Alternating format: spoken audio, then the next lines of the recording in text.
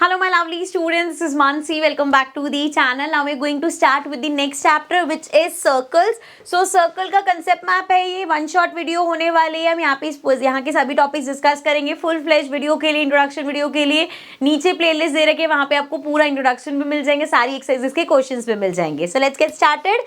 यहाँ पे सर्कल्स में सबसे पहले बात कर लेते हैं equal chords and their distance from the centre. So अगर मैं सर्कल की बात करूँ तो उसमें कॉर्ड होता क्या है, पहले बेसिक सी चीज.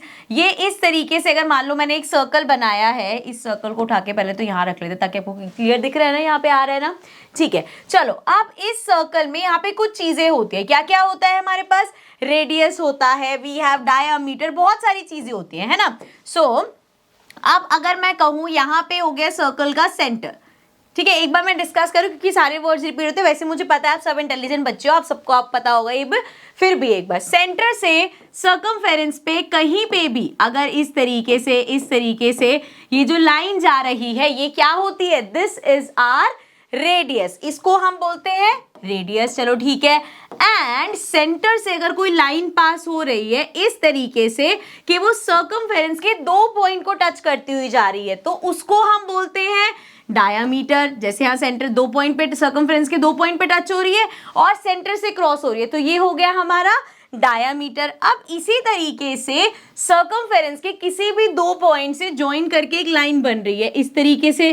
देखो सर्कमफेरेंस पे एक पॉइंट ये, एक पॉइंट ये, यहाँ से ऐसे बना दो. अगेन यहाँ पे डिफरेंस क्या है कि ये हमारी सेंटर से पास नहीं हो रही. हो सकता है इस तरीके से थोड़ी सी बड़ी सी हम कॉर्ड ले लें, अगेन एक पॉइंट यहाँ एक पॉइंट वहां, लेकिन वो सेंटर से पास नहीं हो रही, तो वो हमारी क्या होती है? That is chord. वो होती है हमारी chord. So now theorem says equal chords. इसको थोड़ा सा जूम कर लेते हैं. Equal chords of a circle are equidistance from the center. Equidistance का क्या मतलब है कि अगर आपके पास दो कॉर्ड्स है जो आपस में इक्वल है, जैसे यहाँ पे ए बी हमारा इक्वल है सी डी के, दो कॉर्ड्स है सर्कल की जिसमें ए बी हमारा इक्वल है सी डी के. सो इन दोनों कॉर्ड का सेंटर से जो डिस्टेंस होगा, ये सेंटर है, सो ए बी का सेंटर से डिस्टेंस कितना है? O P. And C D का सेंटर से डिस्टेंस कितना है? O Q. सो अगर ये दो कॉर्ड्स आपस में इक्वल है तो इनका सेंटर से डिस्टेंस भी इक्वल होगा. मतलब अगर ए बी इक्वल है सी डी के, सो हम कह सकते हैं ओ पी भी इक्वल होगा ओ क्यू के. ठीक है, I hope this is clear. Next, chord equidistance from the center of circle are equal in length. अब यहाँ पे उसका उल्टा बोल दिया कि अगर आपको गिवन है इस तरीके से कि OP इक्वल है OQ के, तो आप देख रहे हो एक ये कॉर्ड थी मेरे पास, इसका डिस्टेंस और इस कॉर्ड का डिस्टेंस सेंटर से, ये दोनों हमें इक्वल दे रखा है. सो आप कह सकते हो कि ये दोनों कॉर्ड्स जो है वो भी आपस में इक्वल होंगे. ठीक है, क्लियर. चलो अब आगे बढ़ जाते हैं, थोड़ा सा जूम आउट कर लेते हैं. एंड नेक्स्ट यहाँ पे आ जाते हैं angle subtended by a chord at a center point. अब यहाँ पे क्या बोला गया है? Equal chords of a circle subtend equal angle at the center. अब अगर यहाँ मैं ड्रॉ कर देती हूँ, चलो सर्कल ले लेते हैं एक. कहाँ गया भाई सर्कल? सो यहाँ से मैंने इस तरीके से एक सर्कल बना लिया एंड इसको इधर मूव कर लेते हैं. अब क्या कहा गया है कि equal chords of a circle, दो, ये सर्कल था, इसकी हमने दो इक्वल कॉर्ड्स बना लो. चलो इक्वल कॉर्ड्स भी बना लेते हैं. एक कॉर्ड हमने ये बना दी, एक कॉर्ड हमने ये बना दी. ठीक है, अब ये मान लिया हमने कि दोनों कॉर्ड्स इक्वल है. ठीक है, नाउ अगर ये दो कॉर्ड्स इक्वल है तो ये सेंटर पॉइंट कौन सा है? ये हमारा सेंटर है. सेंटर पे इक्वल एंगल बनाएंगे, मतलब ये वाली chord, let's call this A B. A B जो सेंटर पे एंगल बनाएगी, इस तरीके से एंगल बनाएगी. ठीक है, थोड़ा सा डार्क कर देती हूँ मैं इसको. ये एंगल इक्वल होगा, ये जो हमारी पी क्यू है, ये जो सेंटर पे एंगल बनाएगी. ठीक है, ये दो एंगल्स इक्वल होंगे कब? अगर ये जो दो कॉर्ड्स थी वो इक्वल है. जैसे कि यहाँ पे देखो पी क्यू कॉर्ड है, आर एस कॉर्ड है, ये दोनों इक्वल है, तो इन दोनों ने सेंटर में जो एंगल बनाया वो आपस में इक्वल होगा. ठीक है, तो इक्वल कॉर्ड्स हमेशा सेंटर पे इक्वल एंगल्स बनाएंगी. And if the angle subtended by the chords of a circle and the center are equal, then the chords are equal. अब अगर आपको ये दे रखा है कि ये एंगल इक्वल है इस एंगल के, तो आप सोचोगे कि यार ये एंगल इस कॉर्ड से बन रहा है, ये एंगल इस कॉर्ड से बन रहा है, तो अगर ये एंगल इक्वल है तो हम कह देंगे कि ये कॉर्ड की लेंथ भी इक्वल होगी। ठीक है, चलो ये भी समझ आ गया। नेक्स्ट पे चलते हैं, हम इधर ले चलते हैं इसको। परपेंडिकुलर कहाँ गया? Perpendicular from the center of a cord. अब अगर एक कॉर्ड का अगर आप परपेंडिकुलर बनाते हो सेंटर से, so the perpendicular drawn from the center of a circle to the chord bisects the chord. मतलब अगेन सुंदर सुंदर बना देते हैं, एक सर्कल ले लेते हैं। सो इस तरीके से यहाँ पे मैंने एक सर्कल बनाया एंड एक कॉर्ड बना लेते हैं। सो इस तरीके से एक कॉर्ड भी बना ली मैंने। अब यहाँ पे हमें क्या बोला गया है कि इस कॉर्ड से सेंटर कहाँ है? यहाँ पे। अब वो कह रहे हैं सेंटर से अगर एक परपेंडिकुलर बनाया जाए कॉर्ड पे, तो सेंटर से हमने एक परपेंडिकुलर बना लिया, थोड़ा टेढ़ा लग रहा है, समझ जाना। वो कह रहे हैं कि वो इस कॉर्ड को बाइसेक्ट करेगा। बाइसेक्ट करने का मतलब याद है किसी को? बाइसेक्ट करने का मतलब होता है दो इक्वल पार्ट्स में डिवाइड करना। मतलब कि अगर ये जैसे यहाँ पे देख लो PQ नाम है, तो सेंटर ने यहाँ M पॉइंट पे किया है, तो हम कह देंगे PM। मतलब ये पार्ट इक्वल होगा इस पार्ट के, यहाँ पे क्या है? MQ। सो एक कॉर्ड है, वहां से आपने सेंटर से उस कॉर्ड पे परपेंडिकुलर बनाया, तो वो परपेंडिकुलर जिस पॉइंट पे इंटरसेक्ट कर रहा है वहां से वो उस कॉर्ड को बाइसेक्ट करेगा, दो इक्वल पार्ट्स में डिवाइड करेगा। ठीक है, ये सारी थ्योरम्स हम यूज करते हैं। एंड इसी का ही रिवर्स देख लो आप। The line joining the center of the circle to the mid point of the chord is perpendicular to the chord. अब हमने बोल दिया कि ये कॉर्ड है, इसका सेंटर है यहाँ पे, एंड इस सेंटर से जो आप उस पे बना रहे हो, इस मिड पॉइंट से, सेंटर नहीं, इस मिड पॉइंट से जो सेंटर तक लाइन बना रहे हो वो परपेंडिकुलर होगी। ठीक है, I hope this is clear. So आगे बढ़ जाते हैं। अरे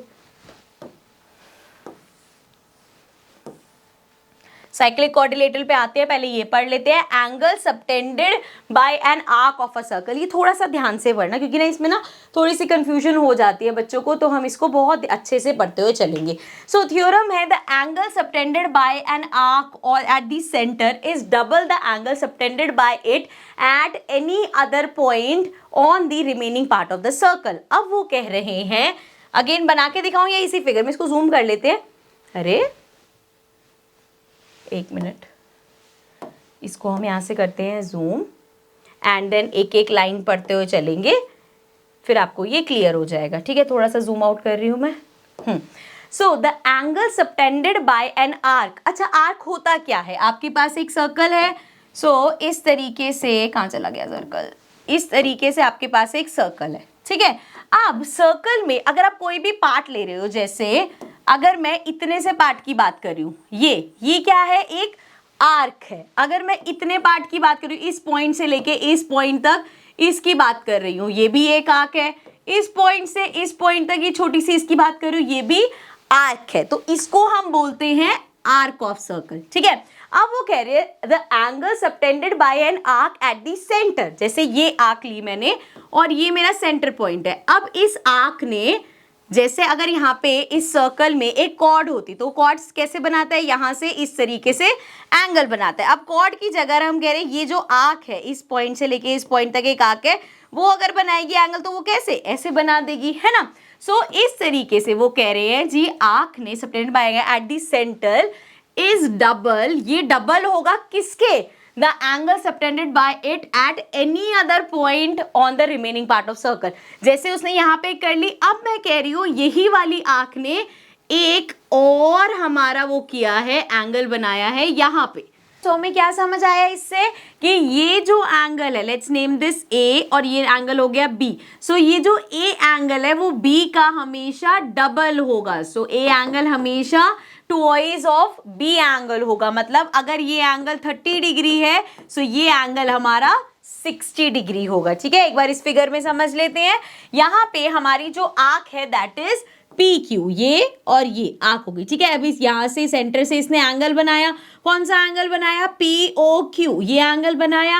एंड सेंटर के अलावा अब अगर वो किसी और पॉइंट से, P ने यहाँ PAQ ये एक एंगल भी बनाया, तो हमारा ये जो एंगल है that will always be twice of ये जो दूसरा एंगल बना, मतलब PAQ का ट्वाइस है। ठीक है, समझ में आ गया। अब नेक्स्ट थ्योरम पे चलते हैं। Angle in the same segment of a circle are equal.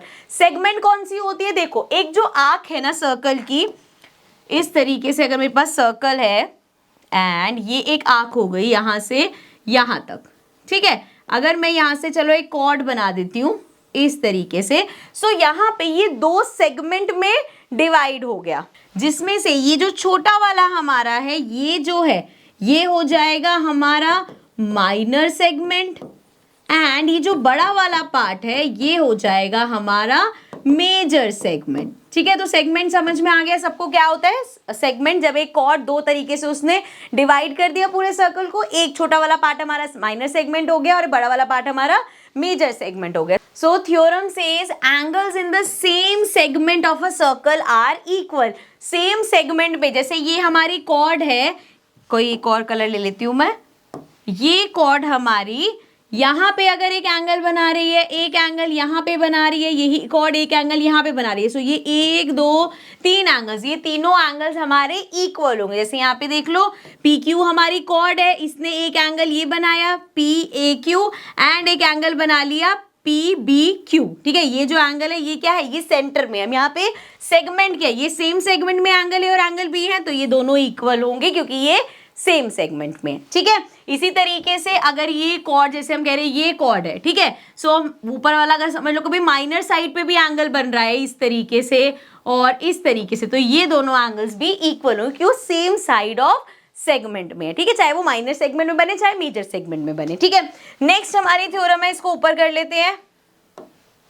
If a line segment joining 2 points subtends equal angle at 2 other points lying on the same side of the line containing the line segment, then the 4 points lie on the same circle, they are concyclic. So इसमें basic simple सी चीज दे रखी है कि अगर इस तरीके से angles बने और वो इक्वल हैं, आपको ऐसे दे रखा है, तो ये जो 4 पॉइंट्स है ये एक ही सर्कल के पार्ट होंगे। वही जो हम जैसे ऊपर पढ़ के आए हैं ना, एक कॉर्ड ने दो एंगल्स बनाए, तो उसी तरीके से बोला कि एक लाइन सेगमेंट है जो दो पॉइंट को ज्वाइन करके बनी है। So a line segment joining 2 points subtends equal angles. अब उसने इक्वल एंगल्स बनाए हैं, ठीक है, अगर उसने इक्वल एंगल्स बनाए हैं एट 2 अदर पॉइंट्स, किसी दो अलग पॉइंट पे on the same side of the line, same side of the line segment के, then these 4 points lie on the same circle. So basically यहाँ पे आपको ये नहीं पता कि ये कॉर्ड है, इसमें तो हमने बोल ही दिया कॉर्ड है, तो अगर आपको ये नहीं पता कॉर्ड है लेकिन ये पता कि वो इक्वल, एक लाइन सेगमेंट इक्वल एंगल्स बना रही है और 2 पॉइंट से ज्वाइन होकर बना रही है, तो आप कह पाओगे कि जो चारों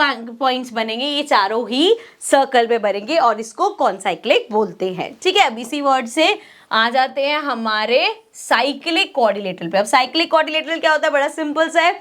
इन a cyclic quadrilateral the sum of either pair of opposite angle is supplementary. Cyclic quadrilateral होता क्या है, पहली बात तो अगर एक सर्कल है आपके पास और इस सर्कल के अंदर एक क्वाड्रिलेटरल बन रहा है इस तरह से कि क्वाड्रिलेटरल के चारों वर्टिसेस जो है वो सर्कल की सर्कमफेरेंस पे आ रहे हैं। सो ये ज्वाइन किया, ये ज्वाइन किया, ये ज्वाइन किया और ये ज्वाइन किया, सो ये जो हमारा बना है ये होगा एक साइक्लिक क्वाड्रिलेटरल, ठीक है, समझ में आ गया।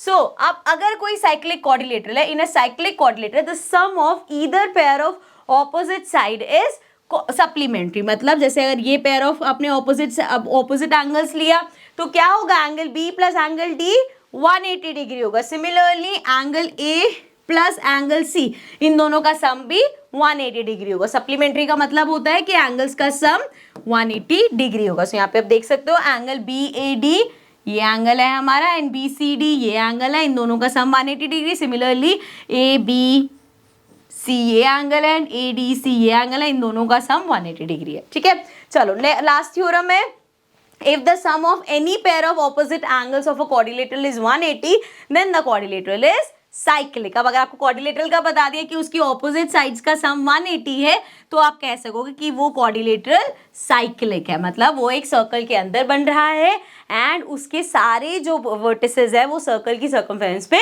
टच हो रहे हैं। Okay, so this was our circles chapter. ये सभी थ्योरम्स को यूज करके हम इस चैप्टर के सारे क्वेश्चन सॉल्व करते हैं। सभी क्वेश्चंस आपको नीचे प्लेलिस्ट में मिल जाएंगे। So I will see you all in the next video. Till then do like, share and subscribe. Bye bye for now.